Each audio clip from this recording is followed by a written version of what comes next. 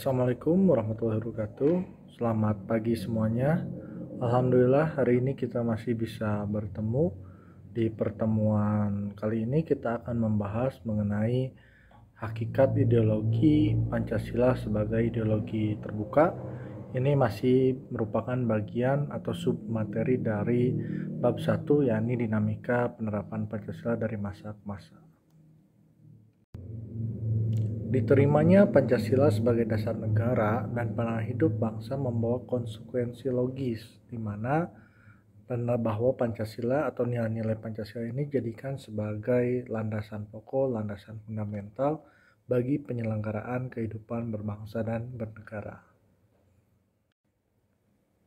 Pancasila merupakan ideologi terbuka, di mana nilai-nilai yang terkandung dalam Pancasila ini dapat berkembang atau dapat menyesuaikan diri dengan perkembangan zaman. Atau dengan kata lain, nilai-nilai tersebut tetap dapat diterapkan dalam berbagai kehidupan bangsa di masa depan atau dari masa ke masa, sehingga Pancasila merupakan atau termasuk ke dalam jenis ideologi yang terbuka. Hakikat ideologi terbuka. Ideologi sendiri memiliki makna atau berasal dari dua kata, yakni idea yang berarti gagasan atau konsep, sedangkan logos berarti ilmu. Dari dua kata tersebut yang berasal dari bahasa Yunani dapat dipahami bahwa ideologi adalah, atau secara harfiah, ideologi ini berarti ilmu tentang pengertian-pengertian dasar. Sebagai suatu sistem pemikiran, ideologi sangatlah wajar jika mengambil sumber atau berpandangan dari pandangan dan falsafah hidup bangsanya. Hal tersebut akan membuat ideologi tersebut berkembang sesuai dengan perkembangan masyarakat dan kecerdasan kehidupan bangsa. Artinya ideologi tersebut bersifat terbuka dengan senantiasa mendorong terjadinya perkembangan pemikiran baru tentang ideologi tersebut tanpa harus kehilangan jati dirinya. Pada hakikatnya ideologi ini ada dua jenis, yakni ideologi tertutup dan ideologi terbuka. Nanti kita akan lebih membahas lagi perbedaan atau yang menjadi ciri-ciri dari kedua ideologi tersebut. Namun demikian, dari ciri khas dari ideologi terbuka adalah nilai-nilai dan cita-citanya tidak dipasarkan dari luar, melainkan digali dan diambil dari kekayaan rohani, moral, dan budaya masyarakat itu sendiri. Dasarnya dari konsensus masyarakat atau kesepakatan masyarakat dan tidak diciptakan oleh negara, melainkan ditemukan dalam masyarakatnya sendiri. Oleh sebab itu, ideologi terbuka adalah milik dari semua rakyat. Masyarakat dapat menemukan dirinya di dalamnya, seperti itu. Selanjutnya, perbedaan ideologi terbuka dan tertutup. Ada beberapa perbedaan di mana ideologi terbuka ini yang pertama memiliki sistem pemikiran yang terbuka, sedangkan di dalam ideologi tertutup itu sistem pemikirannya lebih tertutup. Kemudian yang kedua, nilai-nilai dan cita-citanya tidak dipaksakan dari luar, melainkan digali dan diambil dari harta kekayaan rohani, moral, dan budaya masyarakat itu sendiri. Sedangkan di dalam ideologi tertutup, ini cenderung untuk memaksakan mengambil nilai-nilai ideologi dari luar masyarakatnya yang tidak sesuai dengan keyakinan dan pemikiran masyarakatnya. Kemudian yang ketiga, dasar pembentukan ideologi bukan keyakinan ideologis sekelompok orang, melainkan hasil musyawarah dan kesepakatan dari masyarakat sendiri. Sedangkan di ideologi tertutup, dasar pembentukannya adalah cita-cita atau keyakinan ideologis perseorangan atau satu kelompok orang. Yang keempat, di ideologi terbuka tidak diciptakan oleh negara, melainkan oleh masyarakat itu sendiri, sehingga ideologi tersebut adalah milik seluruh rakyat atau anggota masyarakat. Sedangkan di ideologi tertutup, pada dasarnya ideologi tersebut diciptakan oleh negara. Dalam hal ini, penguasa negara yang mutlak harus diikuti oleh seluruh warga negara atau masyarakatnya. Kemudian yang kelima, di ideologi terbuka tidak hanya dibenarkan melainkan dibutuhkan oleh seluruh rakyat atau warganya.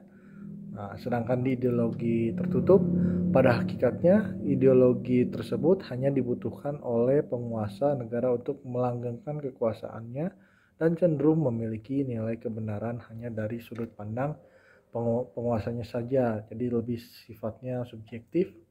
Nah, kemudian yang keenam, isinya tidak bersifat operasional. Ia baru bersifat operasional apabila sudah dijabarkan ke dalam perangkat yang berupa konstitusi atau undang-undang atau peraturan perundang-undangan lainnya. Itu di ideologi terbuka. Sedangkan di ideologi tertutup, isinya terdiri dari tuntutan-tuntutan konkret dan operasional yang bersifat keras, yang wajib ditaati oleh seluruh masyarakat atau warga negara. Kemudian yang ketujuh, senantiasa berkembang seiring dan dengan perkembangan aspirasi, pemikiran, serta akselerasi dari masyarakat dalam mewujudkan cita-citanya untuk hidup berbangsa dalam mencapai harakat dan martabat kemanusiaan. Sedangkan dalam ideologi tertutup, ini lebih pada tertutup terhadap pemikiran-pemikiran baru yang berkembang di masyarakatnya. Nah, dari pemaparan tadi atau dari perbedaan ideologi terbuka dan ideologi tertutup, mungkin kalian bisa menentukan apakah Pancasila ini termasuk ke dalam ideologi terbuka atau tertutup. Nah, nanti silahkan dipikirkan, tapi jelasnya Pancasila ini merupakan adalah termasuk ke dalam ideologi yang terbuka, karena dalam proses pembentukannya atau lahirnya Pancasila pun tidak berasal dari pemikiran seseorang, melainkan sudah timbul atau muncul dari kehidupan atau masyarakat, atau digali oleh para founding father dari kehidupan masyarakatnya sendiri begitu. Selanjutnya mengenai kedudukan Pancasila sebagai ideologi terbuka. Tadi kan Bapak sudah menyebutkan bahwa Pancasila ini adalah ideologi terbuka. Nah, sekarang kita bahas kedudukan Pancasila ini sebagai ideologi terbuka. Pancasila ini berakar pada pandangan hidup bangsa dan falsafah bangsa, sehingga memenuhi prasyarat menjadi ideologi yang terbuka karena tidak ditemukan tetapi digali oleh bangsanya sendiri, begitu. Lahir dari kehidupan atau lahir dari kerja atau dari aktivitas-aktivitas masyarakatnya itu sendiri. Nah, sekalipun Pancasila ini bersifat terbuka, bukan berarti bahwa keterbukaannya ini adalah sebegitu rupa sehingga dapat memusnahkan atau meniadakan jati diri Pancasila itu sendiri.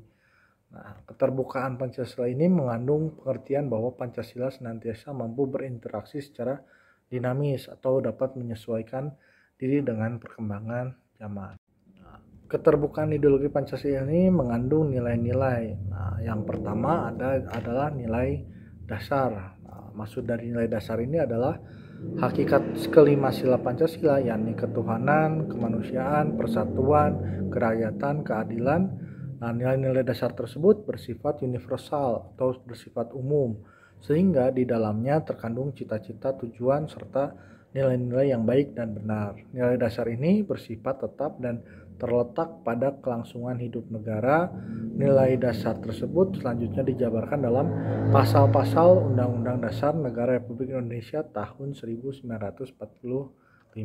Kemudian yang kedua, nilai instrumental, yaitu penjabaran lebih lanjut dari nilai-nilai dasar ideologis Pancasila.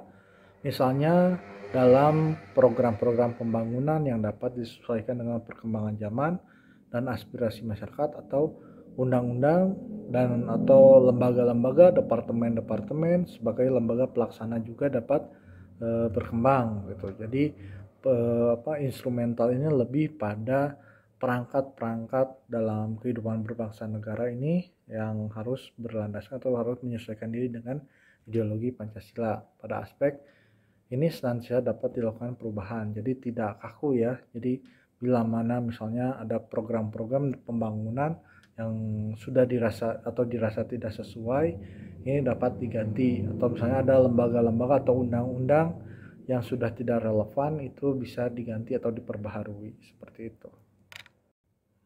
Nah, selanjutnya nilai praksis, yaitu merupakan realisasi nilai-nilai instrumental dalam suatu pengalaman nyata dalam kehidupan sehari-hari dalam bermasyarakat, berbangsa, dan bernegara. Dalam realisasi praksis inilah maka penyebaran nilai-nilai Pancasila senantiasa berkembang dan selalu dapat dilakukan perubahan dan perbaikan atau reformasi sesuai dengan perkembangan zaman dan aspirasi masyarakat. Nah, hal tersebutlah yang menyebabkan atau yang membuat Pancasila ini atau ideologi Pancasila ini merupakan ideologi yang terbuka. Suatu ideologi ini selain memiliki aspek-aspek yang bersifat ideal atau yang isinya berupa cita-cita, pemikiran-pemikiran, serta nilai-nilai yang dianggap baik, juga harus memiliki norma yang jelas. Hal ini dikarenakan suatu ideologi harus mampu direalisasikan dalam kehidupan nyata. Oleh karena itu, Pancasila sebagai ideologi terbuka ini secara struktural memiliki 3 dimensi. Dimensi yang pertama adalah dimensi idealisme, di mana dimensi ini menekankan bahwa nilai-nilai dasar yang terkandung dalam Pancasila ini harus bersifat sistematis, rasional, dan menyeluruh. Pada hakikatnya bersumber pada filsafat Pancasila. Karena setiap ideologi bersumber pada suatu nilai-nilai filosofis atau sistem filsafat, dimensi idealisme yang terkandung dalam Pancasila mampu memberikan harapan, optimisme, serta mampu mendorong motivasi pendukungnya untuk berupaya mewujudkan cita-citanya. Yang kedua adalah dimensi normatif. Dimensi ini mengandung pengertian bahwa nilai-nilai yang terkandung dalam Pancasila perlu dijabarkan dalam suatu sistem norma, sebagaimana terkandung dalam norma-norma keagamaan. Dalam pengertian ini, Pancasila terkandung dalam pembukaan Undang-Undang Dasar Negara Republik Indonesia tahun 1945 yang merupakan tertib hukum tertinggi dalam negara Republik Indonesia serta merupakan stat fundamental norm atau pokok kaidah negara yang fundamental. Dengan kata lain, Pancasila agar mampu dijabarkan ke dalam langkah-langkah yang bersifat operasional perlu memiliki norma atau aturan hukum yang jelas gitu. Jadi Pancasila ini sebagai norma juga ya, jadi tidak hanya sebagai aturan hukum, melainkan di dalamnya terdapat norma-norma yang sesuai dengan pengalaman atau sesuai dengan kehidupan kita dalam aktivitas kita sehari-hari, baik itu dalam bermasyarakat, berbangsa, dan bernegara. Nah, yang terakhir adalah dimensi realitas. Dimensi ini mengandung makna bahwa suatu ideologi harus mampu mencerminkan realitas kehidupan yang berkembang dalam masyarakat. Dengan kata lain, Pancasila memiliki keluasan atau fleksibilitas yang memungkinkan dan bahkan merangsang pengembangan pemikiran-pemikiran baru yang relevan dengan dirinya tanpa menghilangkan atau mengingkari hakikat yang terkandung dalam nilai-nilai dasarnya. Oleh karena itu, Pancasila ini harus mampu dijabarkan dalam kehidupan masyarakat secara nyata, baik dalam kehidupan sehari-hari maupun dalam penyelenggaraan negara. Di penjelasan tadi atau dari dimensi-dimensi yang tadi dijelaskan, dapat dipahami bahwa Pancasila sebagai ideologi terbuka ini yang pertama ini tidak bersifat utopis atau hayalan ya, atau bukan hanya merupakan sistem ide-ide belaka yang jauh dari kehidupan sehari-hari secara nyata. Kemudian yang kedua ini bukan merupakan suatu doktrin atau dogma yang sifatnya tertutup, melainkan suatu norma yang bersifat idealis, nyata, dan reformatif yang mampu melakukan perubahan. Nah, kalau yang sifatnya tertutup itu tidak bisa melakukan perubahan. Jadi kalau sudah diputuskan seperti itu ya harus seperti itu. Jadi kaku itu tidak bisa disesuaikan dengan perkembangan zaman. Kemudian yang ketiganya bukan merupakan suatu ideologi yang pragmatis yang hanya menekankan pada segi-segi praktis belaka tanpa adanya aspek idealisme gitu ya. Demikian apa yang bisa Bapak sampaikan. Mudah-mudahan dari apa yang Bapak jelaskan atau sampaikan dapat kalian pahami. Nah, untuk pertemuan kali ini tidak ada tugas, hanya tugasnya itu hanya untuk membaca materi pertemuan selanjutnya mengenai perwujudan nilai-nilai Pancasila dalam kehidupan sehari-hari atau berbagai kehidupan ya. Nah, itu silahkan dibaca. Minggu depan kita akan bahas bersama-sama atau pelajari bersama-sama. Akhirul kata, Bapak ucapkan terima kasih. Wassalamualaikum warahmatullahi wabarakatuh.